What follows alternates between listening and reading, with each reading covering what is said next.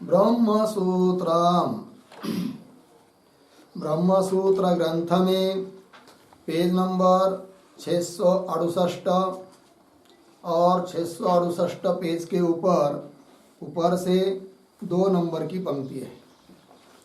न खलु ब्रह्मणः सदात्मकस्य कुतश्चित् अन्यतः संभवः उत्पत्तिः आशंकितव्या। ठीक है, तो चलिए भाई, तो बात यह चल रही है कि द्वितीय अध्याय तृतीय पाद और द्वितीय अध्याय के तृतीय पाद का यह 3 नंबर का अधिकरण है और इस अधिकरण का नाम है असंभवाधिकरणम।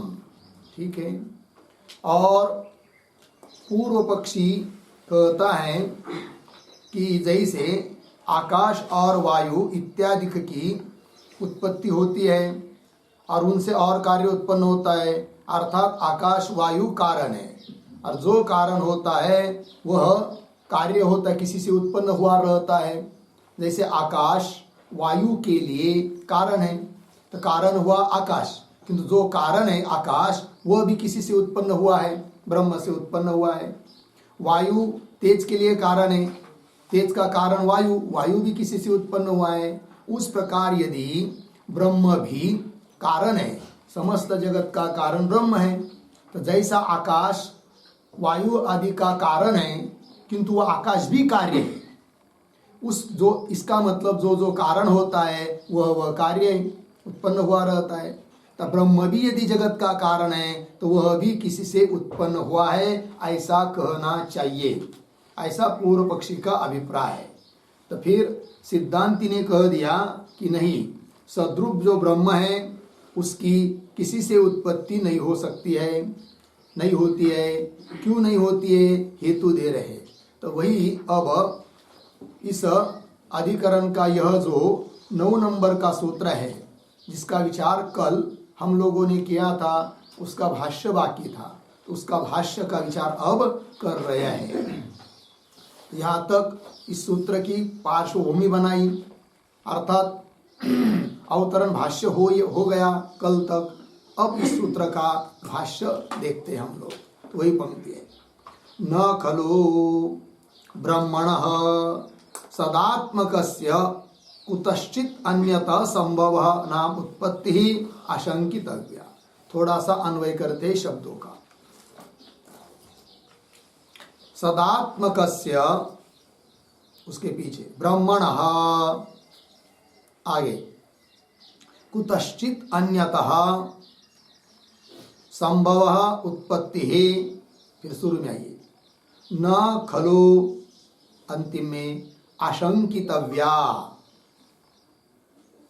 ठीक, सदात्मक सत्स्वरूप जो ब्रह्म है उस ब्रह्म की कुतश्चित किसी कारण से, कुतश्चित अन्यतः किसी अन्य कारण से संभव अर्थात उत्पत्ति होती है, इति न आशंकितव्या, ऐसी शंका नहीं करनी चाहिए, क्योंकि ब्रह्म किसी से उत्पन्न होता नहीं है। किंतु प्रश्न किया जा रहा है क्यों इस प्रकार की आशंका नहीं करनी चाहिए, जो कि पूर्व पक्षी ने की थी ऊपर। तो कह रहे कस्मात, क्यों, उत्तर दे रहे अनुपपत्ते है, उपपत्ति नहीं है कि नहीं, कारण कोई कारण है नहीं और संभव भी नहीं है, अतः ब्रह्म की उत्पत्ति नहीं होती है। जैसे आकाश की उत्पत्ति होती है उस प्रकार ब्रह्म की नहीं। कैसे, उसका स्पष्टीकरण कर रहे आगे की पंक्तियों में। सन्मात्रम ही ब्रह्म न तस्य सन्मात्रात् एव उत्पत्ति संभवति असति अतिशये प्रकृति विकार भाव अनुपपत्ते है। ठीक है, ये जो पंक्ति है सन्मात्रम ही इत्यादि, उसके पूर्व में अवतरण के रूप में एक वाक्य लिखते हैं, ब्रह्मणः ही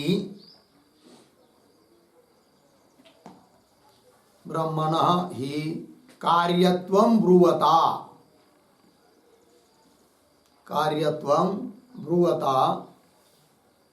सन्मात्रं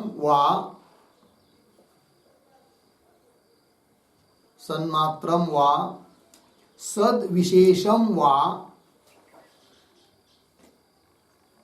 सद्विशेषम वा असद्वा कारणम इति वक्तव्यम्। असद्वा कारणम इति वक्तव्यम् पूर्णविराम। नाद्यः इति आह सन्मात्रम इति।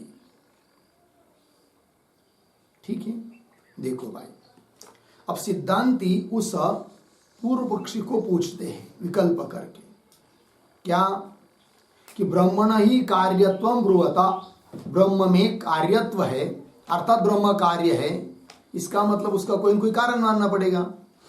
तो ब्रह्म में कार्यत्व है ऐसा बोलने वालों ने कहना चाहिए, क्या कहना चाहिए, हम उसको पूछेंगे, उसका उत्तर देना चाहिए। तो हम उस पूर्व पक्षी को पूछते हैं कि हे पूर्व पक्षी, तुम ब्रह्म के लिए कोई कारण है, किसी कारण का कार्य ब्रह्म है, ऐसा यदि कहना चाहते हो तो बताओ उस ब्रह्म का कारण कौन है। कोई सत उसका कारण है एक बात, या कोई सद विशेष सत कारण है दूसरी बात, क्यों असत कोई वस्तु वो ब्रह्म के लिए कारण है। तीनों में से ब्रह्म के लिए कारण कौन चीज को तुम मानते हो, बोलो। ऐसा सिद्धांती पूछ रहे हैं पूर्व पक्षी को। कदाचित पूर्व पक्षी बोलेगा कि ब्रह्म के लिए कारण है कौन, सन्मात्रम, सत ही कारण है। तो नहीं कह सकता। क्यों नहीं कह सकता, उसी बात को इस पंक्ति में बता रहे हैं। सन्मात्रम ही ब्रह्म, ब्रह्म स्वयं कैसा है, सत्स्वरूप है, और उसके भिन्न, ब्रह्म से भिन्न दूसरी कोई सत वस्तु है ही नहीं कि जो इसके लिए कारण बनेगा। और यदि दूसरी कोई वस्तु सत मानेंगे तो द्वैतापत्ति, अद्वैत श्रुति की हानि और अनावस्था, क्योंकि इस शत्रु ब्रह्म के लिए दूसरा सत कारण माना तो वो भी सत है, उसके लिए और कारण, उसके लिए और कारण, अनावस्था होगी। अतः सत्स्वरूप कोई कारण है ब्रह्म के लिए, यह कह नहीं सकते। अब कदाचित पूर्व पक्षी बोलेगा कि सत्स्वरूप ब्रह्म है, वो अपने से स्वयं उत्पन्न होता है, वो भी नहीं कह सकते, क्योंकि ऐसा कहने पर दोष आता है। कौन, आत्माश्रय, स्वयं से स्वयं की उत्पत्ति मान नहीं सकते। अर्थात ब्रह्म के लिए कोई सत कारण है, यह पूर्व पक्षी बोल नहीं सकता।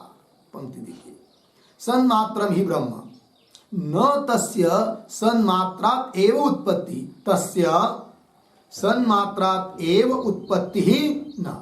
उस ब्रह्म की, सत्स्वरूप ब्रह्म की किसी सत से ही उत्पत्ति होती है, ऐसा कह नहीं सकते।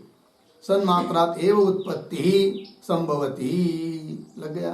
क्यों कि समझ लीजिए सत्स्वरूप ब्रह्म है और उसकी उत्पत्ति भी सत्स्वरूप से मानेंगे किसी से, तो दो सत हुए, एक पहली बात। दूसरी बात, ये भी सत सामान्य है, वो भी सत सामान्य है, तो उनमें कार्य कारण भाव बनेगा भी नहीं। क्योंकि कार्य कारण भाव कहाँ बनता है, जहां कार्य और कारण में कुछ विलक्षणता रहती है। यहां यदि कुछ विलक्षणता मान नहीं रहे हो तो कार्य कारण भाव ही नहीं बनेगा। वही कह रहे, असति अतिशये, अतिशये असति, असति न रहने पर, अतिशय विशेषता, कार्य कारण में विशेषता न रहने पर प्रकृति विकार भाव अनुपपत्ते है। प्रकृति विकार भाव, विकार कार्य, प्रकृति कारण, कारण कार्य भाव की अनुपपत्ति है, कहीं पर भी बनता नहीं है कार्य कारण भाव। जैसे मिट्टी और घट, तो मिट्टी में और घट में बहुत सारी विलक्षणता है, उसका कार्य अलग है, उसका आकार अलग है, उसका प्रकार अलग है, तभी उनमें क्या बना, कार्य कारण भाव बना है। दोनों एक जैसे रहेंगे तो कार्य कारण भाव बनता नहीं है। अतः सत्स्वरूप किसी चीज से, सत्स्वरूप ब्रह्म की उत्पत्ति होती है, यह कह नहीं सकता पूर्व पक्षी। एक बात का निराकरण हुआ। अब कदाचित बोलेगा वो, हम दूसरा विकल्प मानेंगे। दूसरा विकल्प क्या था, नहीं, तीन विकल्प में से पहला हुआ हाँ सन्मात्रा, उसका खंडन कर दिया। दूसरा विकल्प सद्विशेष, किसी विशेष सत से सत ब्रह्म की उत्पत्ति मानेंगे। तो उसका भी निराकरण करना है आगे की पंक्ति से। पंक्ति आ रही है, नापि सद्विशेषा, क्यों, दृष्ट विपर्ययात। ठीक है, तो ये जो नापि है, न इत्यादि, उसके पूर्व में लिखिए न द्वितीय, न द्वितीय इति आह नापि इति।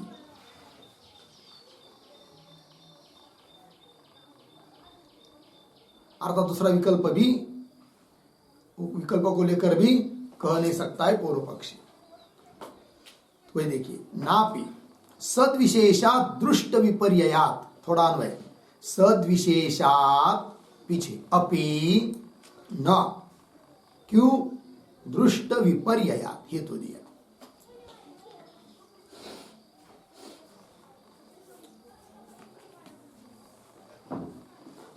ठीक है जी, देखो भाई, तो क्या कर रहे हैं, सत विशेषात अपि न, मतलब कोई विशेष सत से ब्रह्म की उत्पत्ति होगी ऐसा भी कह नहीं सकता है पूर्व पक्षी।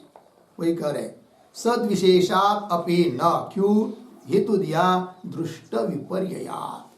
दृष्ट विपर्य मतलब क्या, दृष्ट मतलब प्रत्यक्ष, विपर्यय मतलब विरोध, प्रत्यक्ष के साथ विरोध है।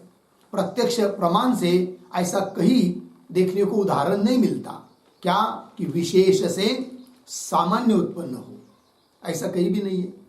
उल्टा होता है, सामान्य से विशेष की उत्पत्ति होती है। मिट्टी सामान्य है, उससे विशेष घट की उत्पत्ति होती है, किंतु विशेष से सामान्य उत्पन्न होता है, यह देखने को उदाहरण में मिलता नहीं है।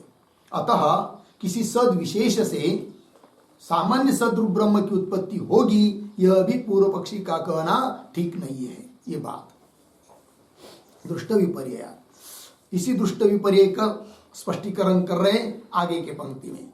सामान्याधि विशेषाः उत्पद्यमानाः दृश्यन्ते, उदाहरण मृदादेः घटादयः, न तो विशेषेभ्यः सामान्य।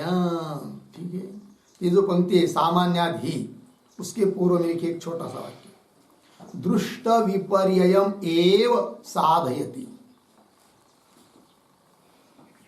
दृष्ट विपर्ययम् एव साधयति सामान्यात् इति। तो ऊपर जो हेतु दिया है दृष्ट विपर्ययात्, उसको ही सिद्ध कर रहे हैं।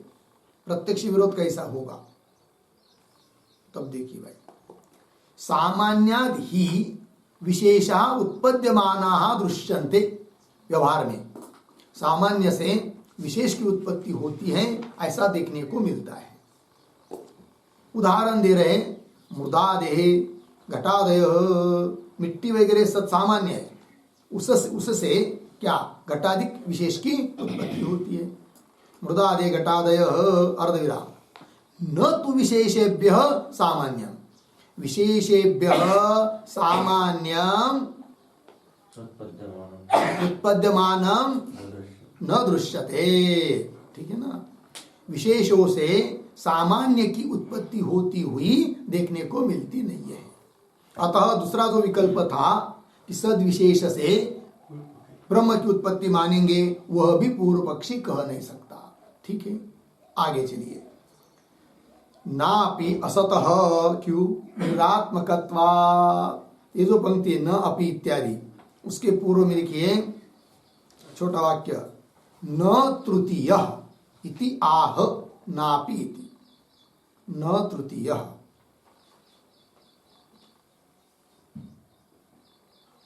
न तृतीयः इति आह नापि इति। ठीक है, तो तीसरा विकल्प क्या था, हाँ, असत कोई कारण है, असत, उससे उत्पन्न होता है कौन, ब्रह्म, ऐसा यदि बोलने का प्रयास करेगा कौन, पूर्व पक्षी, असत से उत्पत्ति, तब सिद्धांती करे नहीं कह सकता है।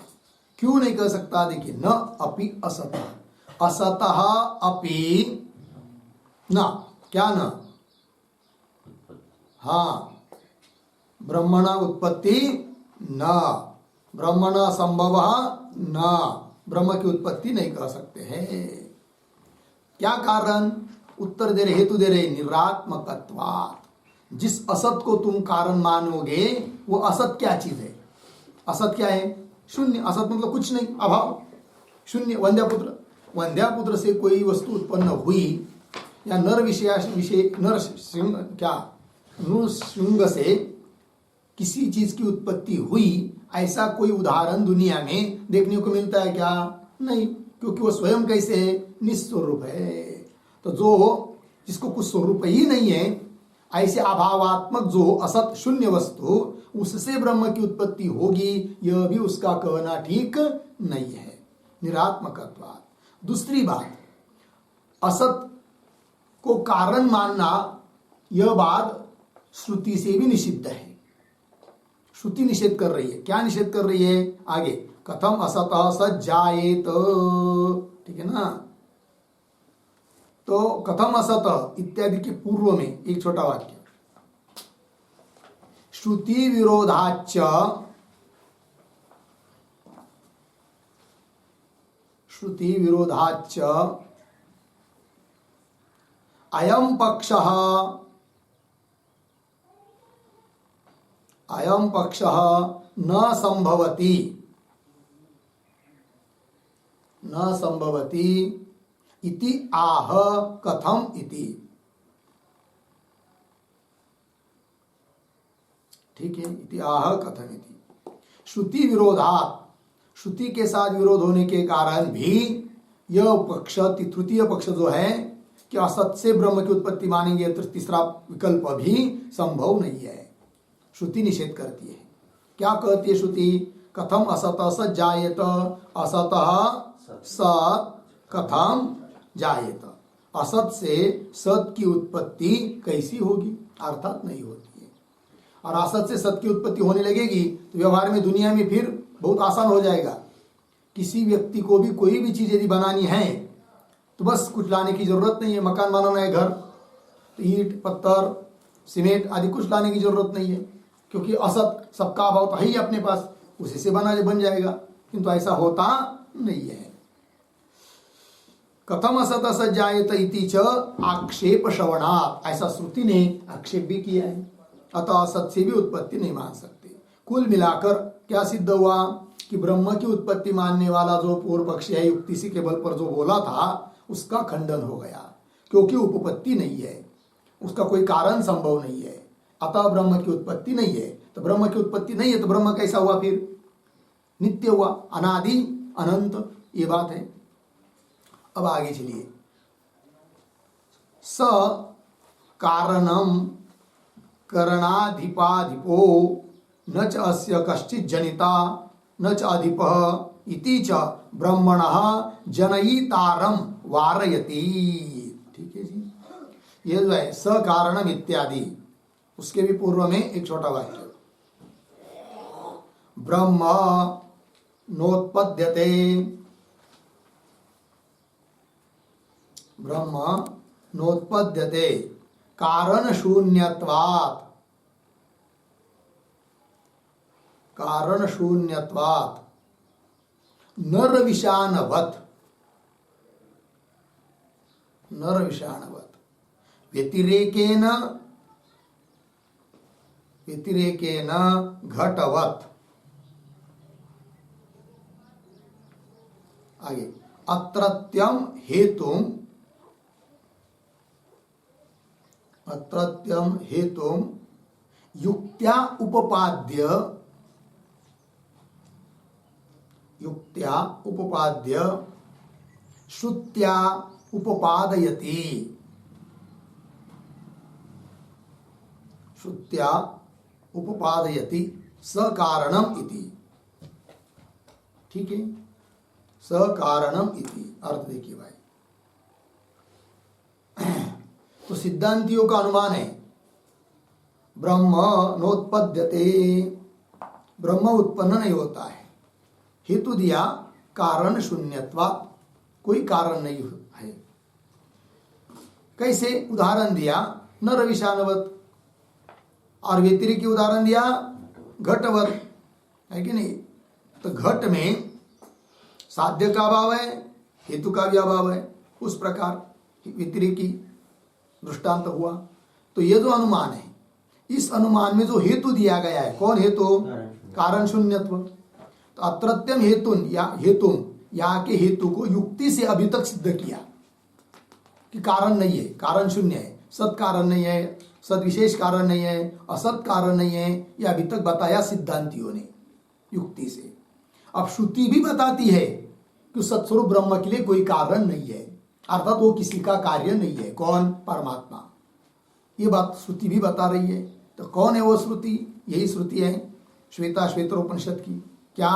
स कारणम, स परमात्मा कारणम, वह सबका कारण है। और कैसा है वो? करणाधिपाधिपो, अधिप करण इंद्रियाधिक, उनका अधिष्ठाता अधिप जीव, और उसका भी अधिपति स्वामी मालक है। कौन? वो परमात्मा। करणाधिपाधिपो, ठीक है ना जी। करण जो इंद्रियाधिक, उनका स्वामी जो जीव, उसका भी वो स्वामी है परमात्मा। और कैसा है भाई? न च अस्य कश्चित जनिता, अस्य कश्चित जनिता न, इसका कोई भी उत्पन्न करता नहीं है, और न कोई उसका मालक है, स्वामी है। न च अधिप, अंतिम में आया। अधिप कहते स्वामी को, उसका कोई स्वामी मालक नहीं है, नियंत्रक नहीं है। वो सबका नियंत्रक है, वो सबके लिए कारण है, उसका कोई कारण नहीं है। श्रुति स्वयं बता रही है। इति च श्रुति, यह श्रुति भी क्या? ब्रह्मणः जनयितारम वारयति, ब्रह्म में जनयितारम, ब्रह्म के जनयितार, जनयितार मतलब उत्पत्ति करता, उस उत्पत्ति कर्ता का वारण करती है, निवारण करती है। कौन? श्रुति। अर्थात ब्रह्म का कोई उत्पन्न करता नहीं है, इस बात को बताती है श्रुति। ये बात हो गई। आगे चलिए। अब उसने जो दृष्टांत दिया था आकाश और वायु का, तो उसके बारे में बोल रहे कि वो दृष्टांत विषम है। कैसे? पंक्ति देखिए।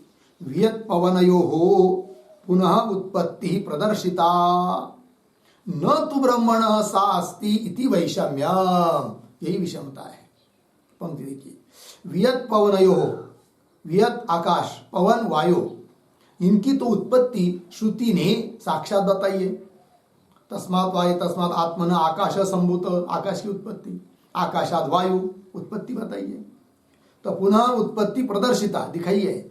आगे, न तु ब्रह्मण सा अस्ति, तू सा, पीछे ब्रह्मण और पीछे न अस्ति, तू परंतु सा उत्पत्ति ही, ब्रह्मण न अस्ति, ब्रह्म में नहीं है, और न श्रुति ने बताई है। इति वैषम्यम, इस प्रकार का दोनों में क्या है? विषमता है। अतः आकाश और वायु का दृष्टांत देकर ब्रह्म में कोई कारण है, ब्रह्म के लिए ब्रह्म का कोई कारण है, अर्थात किसी से ब्रह्म उत्पन्न होता है, यह बात पूर्व पक्षी सिद्ध नहीं कर सकता है, क्योंकि जिस दृष्टांत के बल पर कर रहा है उस दृष्टांत से यहां विषमता है। ठीक है। और आगे चलिए। न च विकारेभ्य विकारांतरोत्पत्ति दर्शनात् ब्रह्मण अपि विकारत्वं भवितुम अर्हति। ठीक है। तो देखो भाई, न च विकारेभ्य, ये जो पंक्ति न च इत्यादि, उसके भी पहले एक छोटा वाक्य, यत्तु आगे उद्धरण चिन्ह में, तथा शब्द को उद्धरण चिन्ह, पुनः उद्धरण चिन्ह बंद, इत्यादौ अनुमानम उक्तम, कौंस में लिखिए, ब्रह्म कस्यचित् कार्यम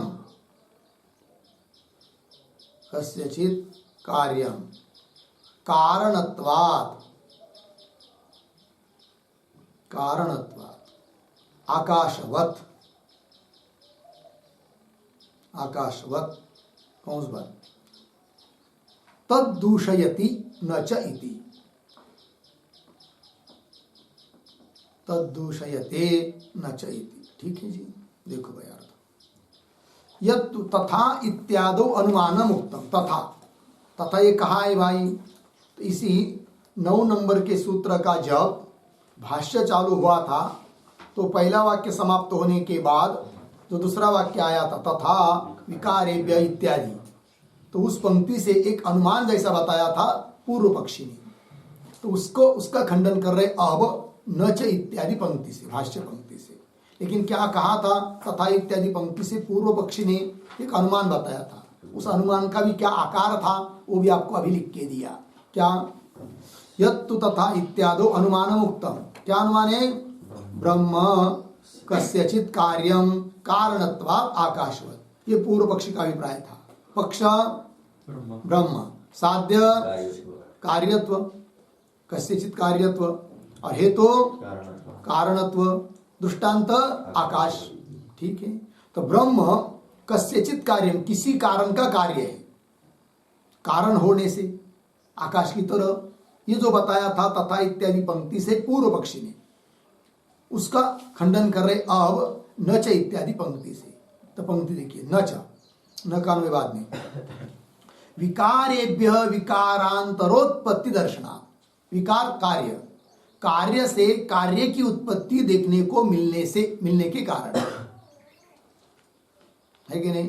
जैसे आकाश कार्य है, उससे वायु उत्पन्न होता है, वायु भी कार्य है, उससे तेज, तेज भी कार्य है, उससे जल उत्पन्न होता है। उसी प्रकार आकाश उत्पन्न हुआ है किससे? ब्रह्म से। फिर ब्रह्म को भी क्या मानना चाहिए? कार्य। ऐसा पूर्व पक्ष ने कहा था, ठीक है ना? तब उसका निराकरण कर रहे हैं। विकारेभ्यः विकारांतरोत्पत्ति दर्शनात् ब्रह्मणापि विकारत्वं भवितुम अर्हति, ऐसा कहा था पूर्व पक्ष ने। अब कर रहे भवितुम अर्हति, न अर्हति। ब्रह्मणापि विकारत्वं, विकारत्वं कार्यत्वं, ब्रह्म में भी कार्यत्व होना उचित है, ये पूर्व पक्ष का अभिप्राय। सिद्धांति करे विकारत्वं भवितुम न अर्हति, ब्रह्म में विकारत्व नहीं है, ब्रह्म कार्य नहीं है, ब्रह्म किसी से उत्पन्न होता नहीं है। बोलेंगे क्यों भाई? तब कह रहे आगे, मूल प्रकृति अनभ्युपगमे अनवस्था प्रसंगा। ये भी एक दोष आएगा, अनवस्था। मूल प्रकृति, प्रकृति अर्थात प्रधान नहीं, प्रकृति अर्थात उपादान कारण। मूल कोई उपादान कारण कि जो उत्पन्न नहीं होता है, ऐसा यदि नहीं मानेंगे तो अनवस्था दोष होगा। और सभी दार्शनिकों ने जगत के लिए कारण जो भी कुछ अपने अपने हिसाब से बताया है, उन सभी ने जो मूल है वो ऐसा माना है कि जिसकी उत्पत्ति नहीं होती। जैसे सांख्य लोग जगत के प्रति कारण मानते, किसको? प्रधान को, प्रकृति प्रधान। और वो प्रधान कैसा है कि जो किसी से उत्पन्न नहीं होता है, ऐसा ही माना है। नैयायिक और वैशेषिकों ने जगत के प्रति कारण माना है, किसको? परमाणु को। और उस परमाणु को कैसा माना है कि जो किसी से उत्पन्न नहीं होता है, नित्य माना है। जिन लोगों ने, बौद्धादिकों ने जगत के प्रति कारण माना है, किसको? असत को, शून्य को। और वो शून्य कैसा माना है कि जो किसी से उत्पन्न नहीं होता। सभी ने ऐसा किया है। अर्थात जो मूल है, वो मूल प्रकृति है, वह स्थिर ही रहती है, किसी से उत्पन्न नहीं रहती है, वही करे। और ऐसा नहीं मानेंगे फिर क्या होगा? अनवस्था। मूल प्रकृति अनभ्युपगमे, मूल प्रकृति का यदि स्वीकार नहीं करेंगे, मूल कारण का यदि स्वीकार नहीं करेंगे तो क्या होगा? अनवस्था प्रसंगा, अनवस्था होगी। अनवस्था न हो इसलिए वो मूल प्रकृति कारण रहित है, यही मानना पड़ता है। तो बोलेंगे वो मूल प्रकृति कौन है बताओ? तब कह रहे या मूल प्रकृति, मूल प्रकृति मतलब मूल उपादान कारण।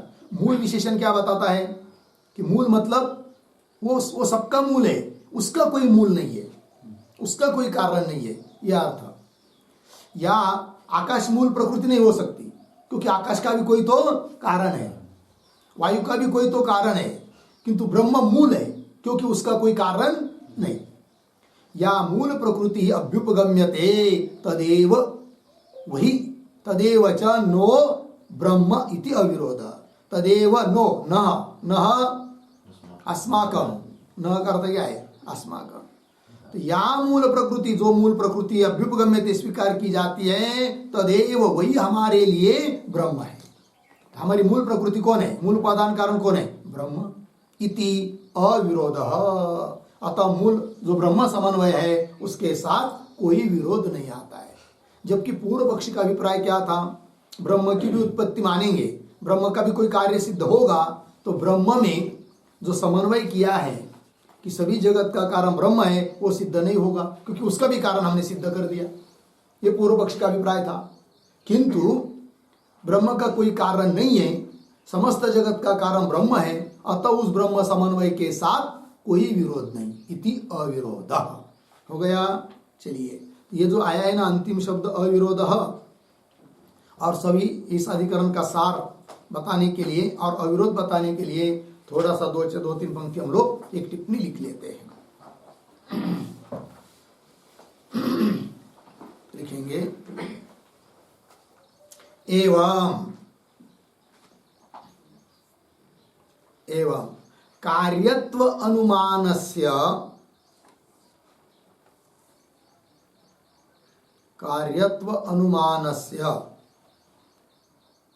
कौंस में लिखिए, ब्रह्म कुतश्चित् जायते, ब्रह्म कुतश्चित् जायते कारणत्वात् आकाशवत्, पूर्ण विराम कौंस बंद, फिर आगे आभासत्वात्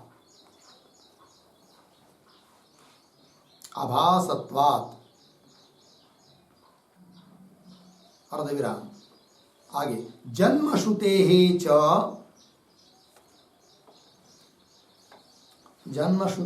च कौंस में लिखिए, कौंस में और उद्धरण चिन्ह में, त्वं जातो भवसि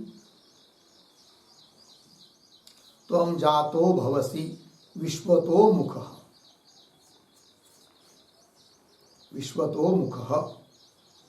उद्धरण चिन्ह बंद, कौंस बंद, आगे औपाधिक विषयत्वात्,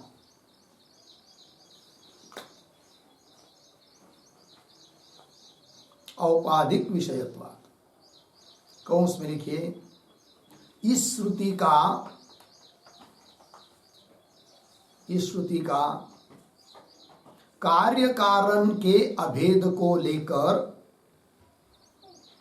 कार्य कारण के अभेद को लेकर व्याख्यान करना चाहिए,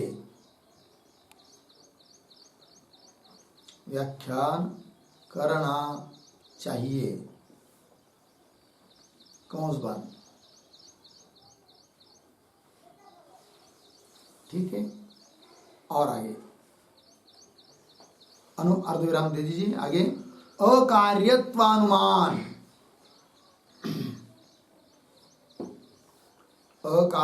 अनुमान अनुगृहीत अजत्व श्रुतेः,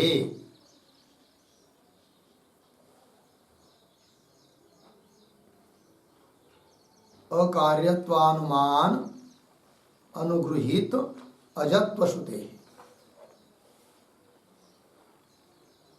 ठीक। कौंस में लिखिए, ब्रह्म नोत्पद्यते,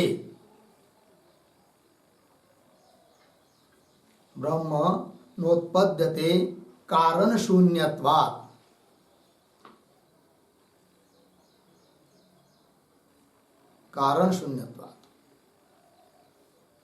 यह अकार्यत्व अनुमान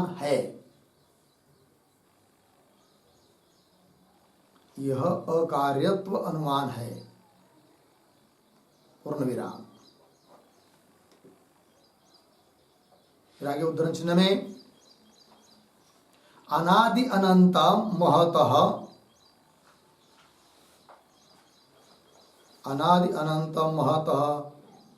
परम ध्रुवम, उद्धरण चिन्ह बंद, कठोपनिषद 3:15,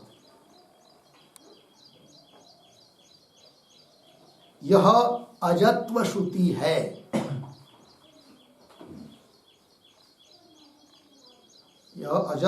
है, पूर्ण विराम। पुनः दूसरा उद्धरण चिन्ह में, न च अस्य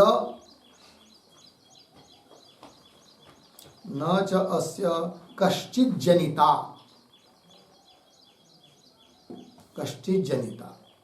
उद्धरण चिन्ह बंद,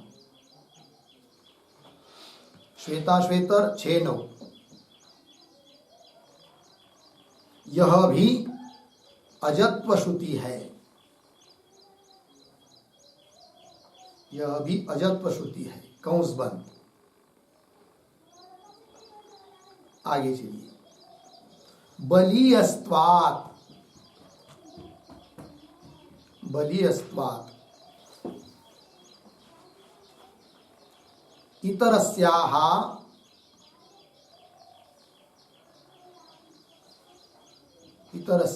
कंस में लिखिए, त्वं जातो भवसि, उद्धरण चिन्ह में त्वं जातो भवसि, उद्धरण चिन्ह बंद, इति अस्याः,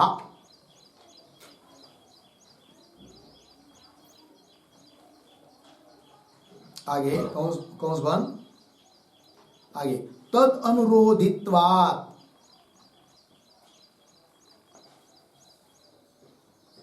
तद अनुरोधित्वात् कंस में लिखिए, अजत्व श्रुति अनुरोधित्वात्,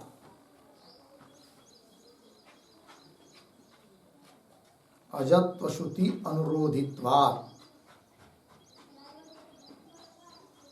बराबर अजत्व श्रुति के अनुसार, अजत्व श्रुति के अनुसार उत्पत्ति श्रुति की एक वाक्यता होने से, एक वाक्यता होने से, आगे की तरफ बांध देकर कंस बंद, फिर आगे इतरेतर अविरोधात्, इतरेतर अविरोधात् नित्यात् ब्रह्मणः,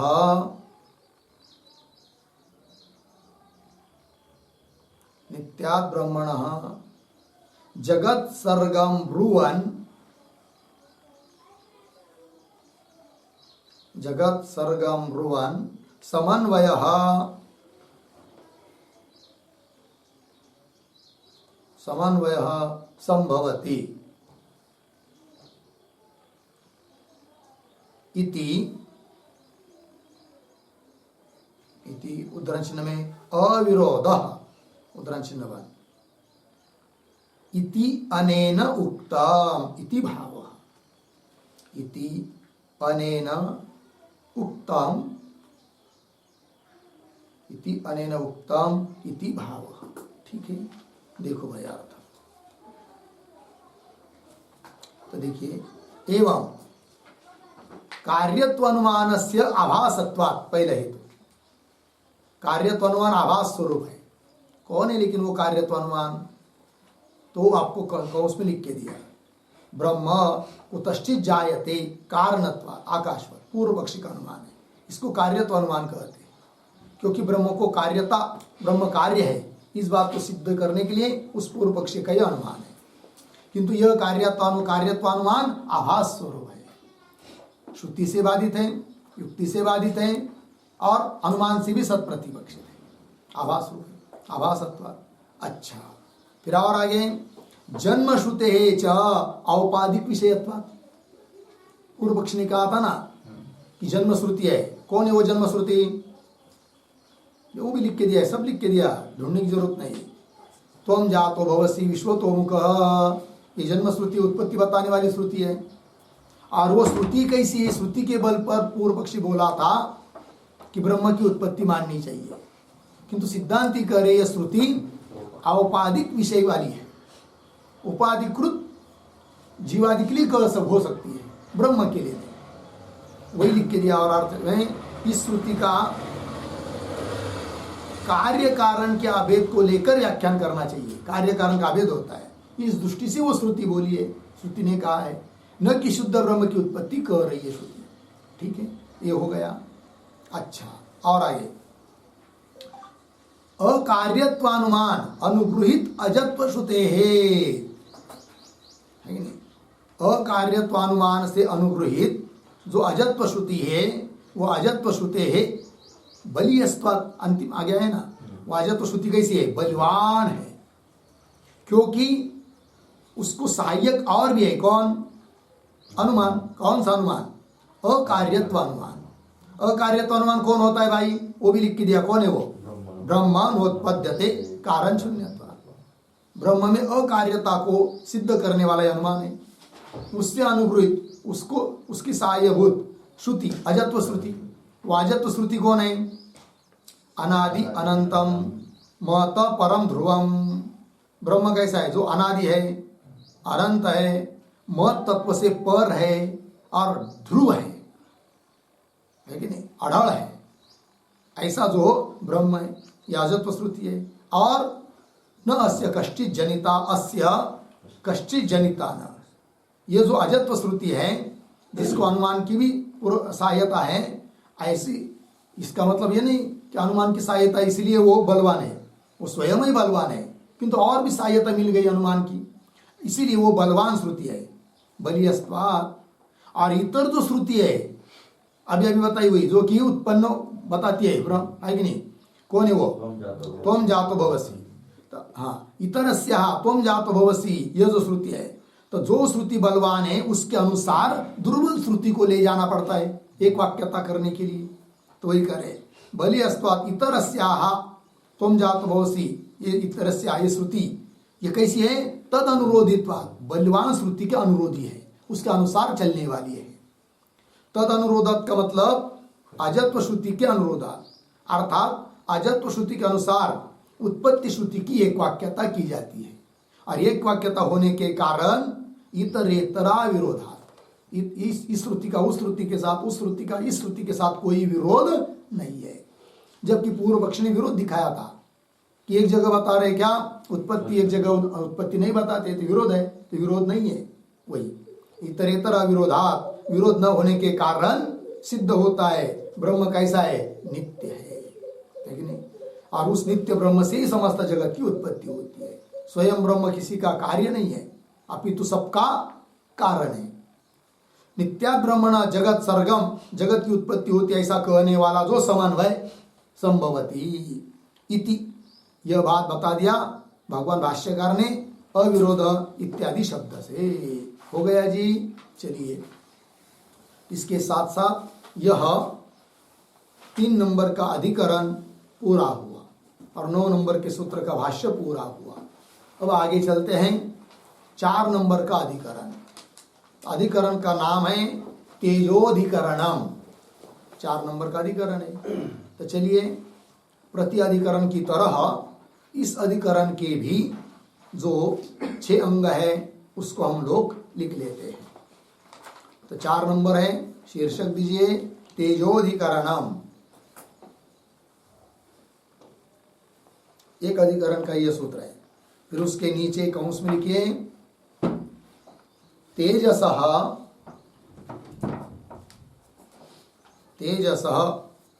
ब्रह्मजन्यत्वाधिकरणम। ब्रह्मजन्यत्वाधिकरणम, तेजसः ब्रह्मजन्यत्वाधिकरणम। ठीक है, पूर्ण विराम कंस बंद। फिर नीचे नंबर 1 संगति बराबर पूर्वाधिकरणेन सह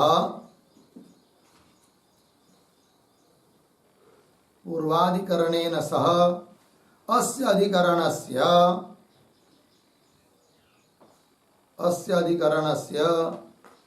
प्रत्युदाहरण संगति अस्ति। प्रत्युदाहरण संगति अस्ति, पूर्ण विराम। तथा ही पूर्वाधिकरणे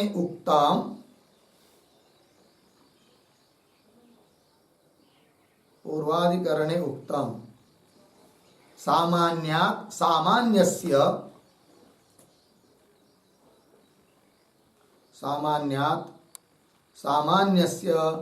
उत्पत्तिः न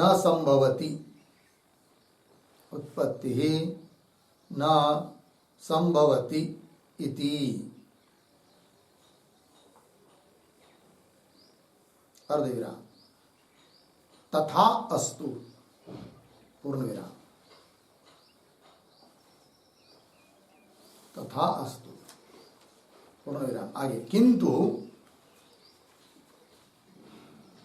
किंतु सामान्यात् ब्रह्मणः सामान्यात् ब्रह्मणः विशेषस्य तेजसः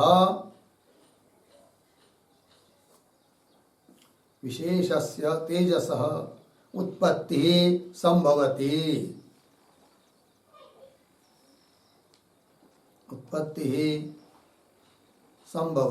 इति प्रत्युदाहरण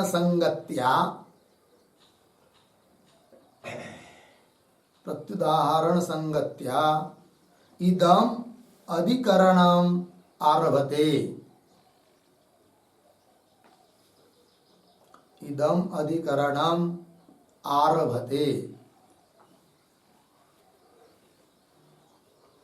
हो गया। अर्थ देखिए भाई, तेजोधिकरण है तो क्या बताना है इसमें? तेजस ब्रह्मजन्यत्वाधिकरण, तेज अग्नि ब्रह्म से उत्पन्न होता है, इस बात को सिद्ध करना है इस अधिकरण में। तो बोलेंगे कैसे? ब्रह्म से तो उत्पन्न होता ही है, किंतु इसमें विकल्प आएगा भी, विषय संदेह सब आएगा। संगति को देख लीजिए, पूर्वाधिकरण के साथ इस अधिकरण की प्रत्युदाहरण संगति है। वो कैसे? तब कह रहे पीछे के अधिकरण में कहा, एक बात बताई गई थी क्या?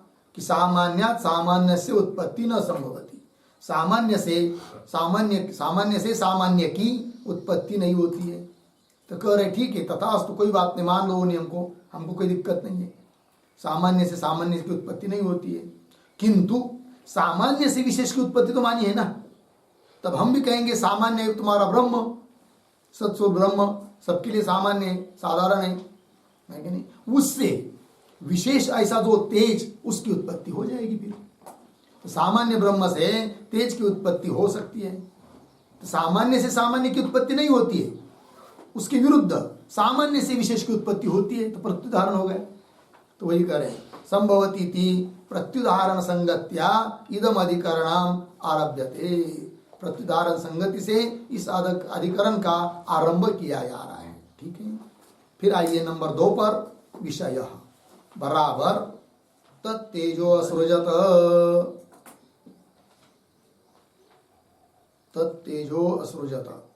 उद्धरण चिन्ह बंद, अर्धविराम। पुनः दूसरे उद्धरण चिन्ह में वायोरग्नि, उद्धरण चिन्ह बंद, इत्यादि तेजोत्पत्ति श्रुति,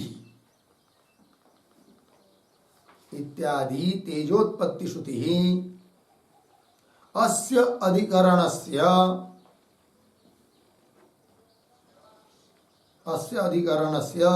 विचार विषयः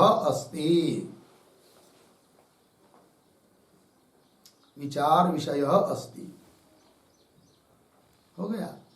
देखो भाई अर्थ, तो तेज की उत्पत्ति बताने वाली जो श्रुतियां है, उदाहरण छांदोग्य उपनिषद की श्रुति है तत्तेज सृजत, उस परमात्मा ने तेज की उत्पत्ति की, अग्नि की उत्पत्ति की, एक। फिर तैत्तिरीय उपनिषद की श्रुति है वायोरग्नि, वायु से अग्नि की उत्पत्ति होती है। इस प्रकार तेज की उत्पत्ति बताने वाली जो भी श्रुतियां हैं, वो वे श्रुतियां इस अधिकरण का विचार विषय है। ठीक है, चलिए आगे। फिर नंबर 3, संदेह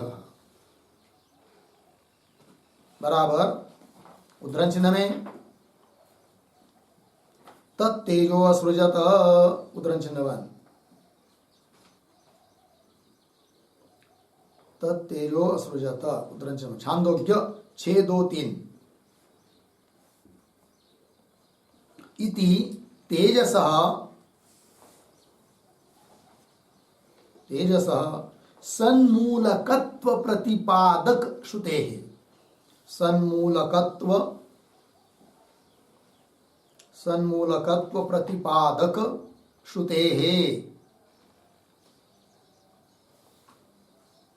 फिर आगे दूसरे उद्धरण चिन्ह में वायोरग्नि, उद्धरण चिन्ह बंद, तैत्तिरीय 3:2 इति तस्य एव तेजसः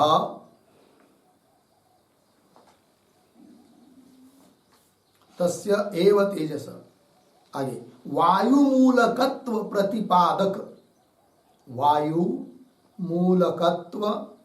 प्रतिपादक श्रुत्या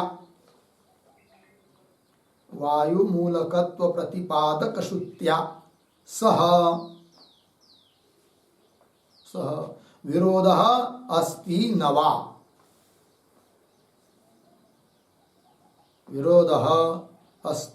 वा इति भवति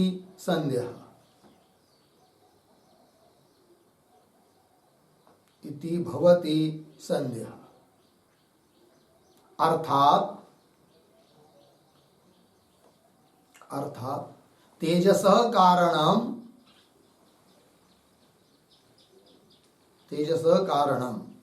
सद्रूपं ब्रह्म अस्ति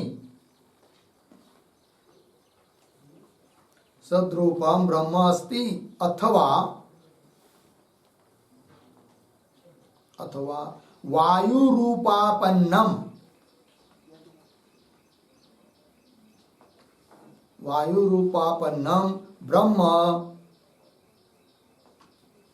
ब्रह्म तेजसः कारणम् अस्ति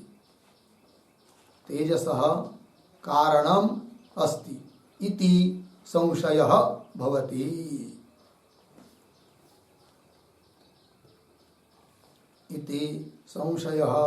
भवति। ठीक है, देखो भाई। तो एक श्रुति है तत्तेज असृजत। ये क्या बताती श्रुति? तेज कैसा है? सन्मूलक है। इसका मूल कारण सन परमात्मा, सत्स्वरूप परमात्मा से सीधा तेज उत्पन्न हुआ, ऐसा कह रही श्रुति। क्योंकि वहां पर श्रुति में परमात्मा का उपक्रम करके फिर उससे तेज की उत्पत्ति होती है, ऐसा बताया है। तो सन्मूलकत्व प्रतिपादक श्रुति, उस श्रुति का वायुरग्नि श्रुति के साथ विरोध है या नहीं? तो वायुरग्नि श्रुति क्या कहती है? उसी तेज के बारे में बताती है कि वह तेज कैसा है? वायु मूलक है। अर्थात तेज का कारण कौन है? अग्नि का कारण कौन है? वायु। तो एक श्रुति बता रही है तेज का कारण परमात्मा है, एक श्रुति कह रही है उस तेज का कारण, अग्नि का कारण वायु है। तो विरुद्ध, अलग अलग बात हो गई। तो वायु मूलकत्व प्रतिपादक श्रुत्यास, इस श्रुति के साथ विरोध है या नहीं है, ये हुआ संशय। तात्पर्य क्या? तेजस कारणम, तेज का कारण साक्षात ब्रह्म है या तेज का कारण वायु भाव को प्राप्त हुआ, वायु रूप को प्राप्त हुआ ब्रह्म तेज का कारण है? तेज का कारण कौन? साक्षात ब्रह्म कारण है या वायु भाव को प्राप्त हुआ ब्रह्म कारण है? वायु उपय चैतन्य या वायु विशिष्ट चैतन्य ब्रह्म का तेज का कारण है? दोनों में से कौन? ये संदेह। फिर आगे 4 नंबर पाता है पूर्व पक्ष। तो पूर्व पक्ष अपनी बात बोलता है। तो पूर्व पक्ष बराबर छांदोग्ये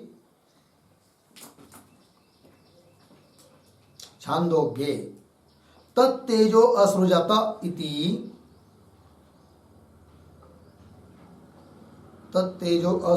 इति तेजसः ब्रह्मजत्वं श्रूयते।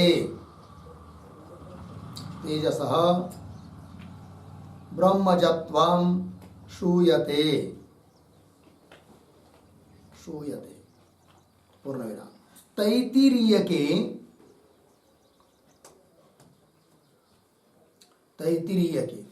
वायोरग्नि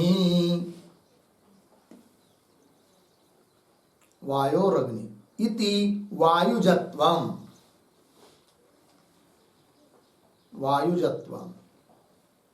पूर्णविराम। तत्र वायोः इति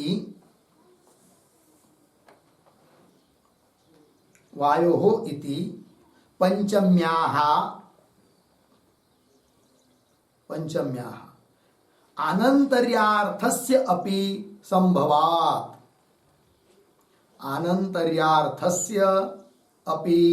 संभवात्। केवल ब्रह्मजन्यं तेजः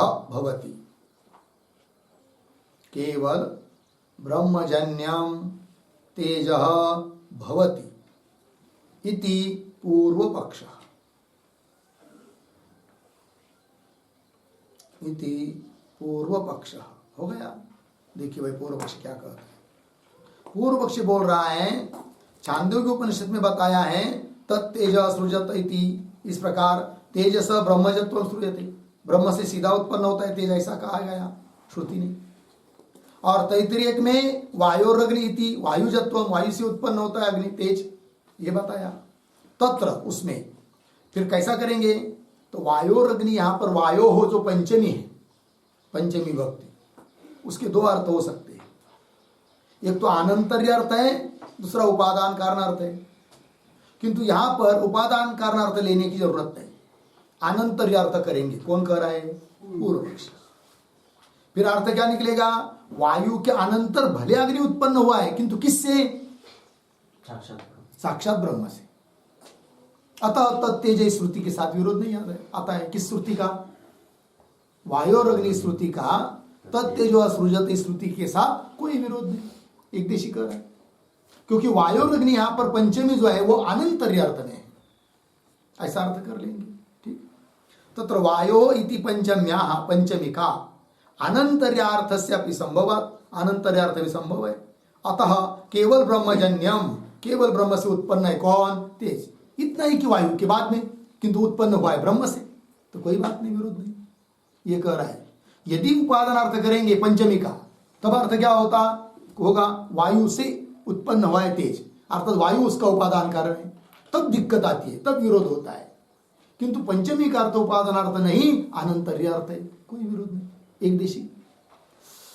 केवल ब्रह्मजन्यम तेज भवति इति पूर्व पक्ष। ठीक। आइए फिर मुख्य सिद्धांति बोलते हैं 5 नंबर सिद्धांत। वायु रूपापन्नात्, वायु रूपापन्नात् ब्रह्मणः तेजः जायते, तेजः जायते पूर्ण विराम। तथा ही उद्धरण चिन्ह में आकाशाद वायु, आकाशाद वायु, वायोरग्नि, वायोरग्नि इत्यत्र, इत्यत्र अनुवर्तमानेन, अनुवर्तमानेन संभूत शब्देन, संभूत शब्देन अन्वितायाः वायोः, अन्वितायाः वायोः, वायु शब्द को उद्धरण चिन्ह में, वायु उद्धरण चिन्ह बंद, इति पंचम्याः, इति पंचम्याः उपादानार्थत्वस्य, उपादानार्थत्वस्य, उपादानार्थत्वस्य एव मुख्यत्वात्, एव मुख्यत्वात् पूर्ण विराम। आगे उभयोः श्रुत्योः, उभयोः श्रुत्योः एक वाक्यत्वे सति, एक वाक्यत्वे सति वायु रूपापन्नात् ब्रह्मणः, वायु रूपापन्नात् ब्रह्मणः तेजः जायते, तेजः जायते इति सिद्धांतः। ठीक है, देखो भाई अर्थ। तो सिद्धांति कहते हैं वायु रूपापन्नात् ब्रह्मण, वायु भाव को प्राप्त हुआ जो ब्रह्म है उससे तेज की उत्पत्ति होती है। कैसे? स्पष्टीकरण कर रहे हैं। तो श्रुति है आकाशाद वायु, वायोरग्नि इत्यत्र अनुवर्तमानेन संभूत शब्देन, संभूत शब्द की अनुवृत्ति आती है कि नहीं? तो संभूत शब्द के साथ अन्वित जो वायु है, वायु यहाँ पर पंचमी है, इति पंचम्याः उपादानार्थत्वस्य एवं, उसका उपादानार्थ करना ही उचित है क्योंकि वो मुख्य अर्थ है। मुख्य अर्थ को छोड़कर गौण अर्थों को लेना, दूसरे अर्थ को अनंतर्यादिक अर्थ को लेना उचित नहीं है। उपादानार्थत्व से एवं मुख्यत्व। फिर बोलेंगे विरोध होगा, तो बोलेंगे विरोध नहीं होगा। क्यों?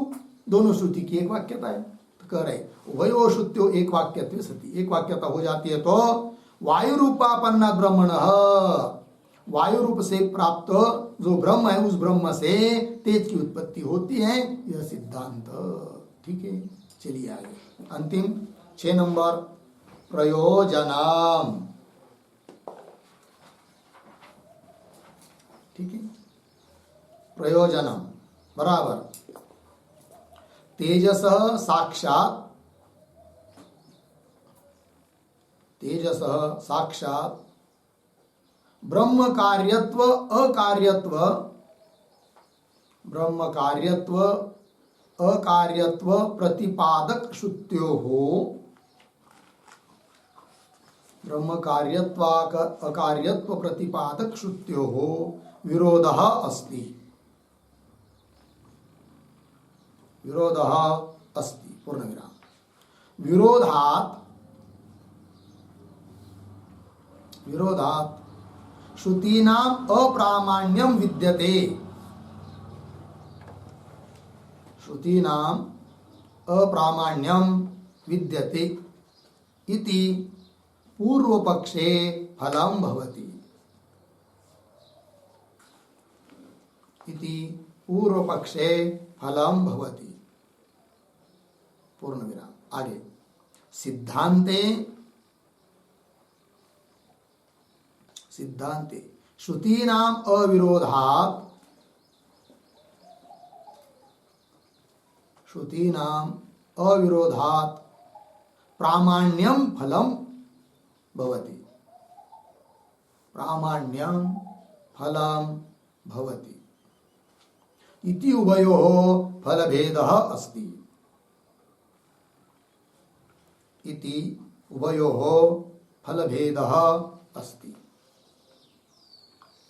ठीक है, देखिए भाई अर्थ। तो तेजस साक्षात ब्रह्म कार्यत्व, तेज साक्षात ब्रह्म का कार्य है, एक श्रुति कह रही है, और अकार्यत्व साक्षात ब्रह्म का कार्य नहीं है, ऐसा एक श्रुति बता रही है। तो इस प्रकार दो श्रुतियों का परस्पर विरोध है, और यदि श्रुतियों का विरोध है तो ऐसे विरुद्ध बोलने वाली श्रुति को प्रमाण नहीं माना जाता है, तो श्रुति में अप्रामाण्य सिद्ध हो जाता है कि पूर्व पक्षी के लिए फल। और सिद्धांत में श्रुतियों का कोई विरोध नहीं है, एक वाक्यता है, अतः श्रुतियों में प्रामाण्य है, ये फल। एक मत में प्रामाण्य सिद्ध हो रहा है, एक मत में अप्रामाण्य सिद्ध हो रहा है, तो फल भेद हो गए। और पूर्व पक्षी की यदि अप्रामाण्य सिद्ध होता है, उस अप्रमाणभूत श्रुति से बताया गया ब्रह्म समन्वय, उसका विवाद हो जाता है। और सिद्धांत के अनुसार श्रुति प्रमाणभूत होने के कारण उन श्रुतियों के द्वारा बताया गया ब्रह्म समन्वय, उसका वाद नहीं होता है, ये बात हो जाती है। इस प्रकार उभयोः फलभेदः अस्ति। हो गया जी। चलिए, ते अधिकरण के 6 अंग हो गए। अब इस अधिकरण का सार को बताने वाले जो 2 श्लोक है उसको ले लेते हैं, फिर भाष्य को कर लेंगे, तो श्लोकों का विचार कर लेते हैं। थोड़ा सा ये कठिन भी नहीं है। तो श्लोक का उच्चारण। ब्रह्मणो जायते वह्निर्, वायोर्वा ब्रह्म संयुता, तत्तेजो सृजतेत्युक्ते, ब्रह्मणो जायते नलः, ब्रह्मणो जायते वह्निर्वायुर्वा ब्रह्म संयुतात्, तत्तेजो सृजतेत्युक्ते, ब्रह्मणो जायते नलः। पद अच्छे देखिए। ब्रह्मणः जायते वह्निः, वायोः वा ब्रह्म संयुतात्, तत् तेजः असृजत इति उक्तेः ब्रह्मणः जायते अनलः। अन्वय। ब्रह्मणः एक शब्द छोड़कर आगे, वह्निः पीछे, जायते फिर आगे एक शब्द छोड़कर वा ब्रह्म संयुतात, पीछे वायो हो, वा ब्रह्म संयुतात वायो, हो गया। आगे तत्तेज असृजता इति उक्ते है ब्रह्मणः, अंतिम में अनलः, पीछे जायते। ठीक, पूर्व पक्षी। तो विकल्प है ब्रह्मणः वन्नी जायते वा ब्रह्म संयुतात वायो। ठीक है ना, ब्रह्म से वन्य उत्पन्न होता है वा अथवा ब्रह्म संयुतात वायु। ब्रह्म संयुक्त वायु मतलब वायु भाव को प्राप्त हुआ ब्रह्म से वन्य उत्पन्न होता है या सीधा ब्रह्म से उत्पन्न होता है, ये विकल्प। तब पूर्व पक्षी बोल रहा है तत्तेज सृजते, श्रुति है, इस श्रुति के अनुसार इति उक्ते, इस उक्ति के अनुसार ब्रह्मणः अनलः जायते, ब्रह्म से अनल, अनल अग्नि उत्पन्न होता है। ये पूर्व पक्षी ने अपनी बात रखी। अब सिद्धांतियों का श्लोक दूसरा, वायोरग्निरिति श्रुत्या, वायोरग्निरिति श्रुत्या पूर्वश्रुत्यैकवाक्यतः ब्रह्मणो वायुरूपत्व मापन्नादग्निसंभवः वायोरग्निरिति श्रुत्या पूर्वश्रुत्यैकवाक्यतः ब्रह्मणो वायुरूपत्वमापन्नादग्निसंभवः। ठीक, पता चले वायो हो अग्नि इति श्रुत्या पूर्वश्रुत्यैकवाक्यतः ब्रह्मणः वायुरूपत्वम् आपन्नात् अग्निसंभवः। ठीक, अन्वय पूर्वार्ध सरल है। तो वायोर अग्नि ये श्रुति है, इति श्रुत्या पूर्वश्रुत्यैक वाक्यतः, श्रुत्यैक वहां पर एक मात्रा है ना, डबल होनी चाहिए, श्रुत्यैक वाक्यतः। फिर आगे एक शब्द छोड़कर वायु रूपत्वम आपन्नात्, पीछे ब्रह्मणः, अंतिम में अग्नि संभव। अर्थ देखिए भाई, तो सिद्धांति बोल रहे हैं वायोर अग्नि, ये श्रुति है, इति श्रुत्या, इस श्रुति के अनुसार क्या करेंगे, फिर वायु से अग्नि की उत्पत्ति मानेंगे, बोलेंगे पूर्व श्रुति के साथ विरोध होगा, तत्तेज असृजत, कह रहे नहीं, पूर्व श्रुत्या एक वाक्यतः वायोर्ग्नि श्रुति का तत्तेज इस श्रुति के साथ एक वाक्यता होने के कारण कोई विरोध नहीं है।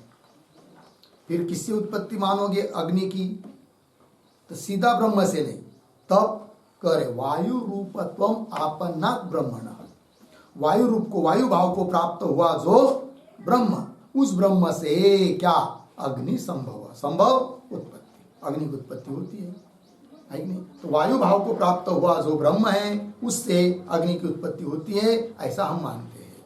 ठीक है, ये बात हो गई सिद्धांतियों की। तो दोनों श्लोकों का विचार हुआ। फिर अब रह गया भाष्य, भाष्य का विचार हम लोग कल करेंगे। ओम पूर्णमदः पूर्णमिदं पूर्णात् पूर्णमुदच्यते पूर्णस्य पूर्णमादाय पूर्णमेवावशिष्यते। ओम शांति शांति शांति।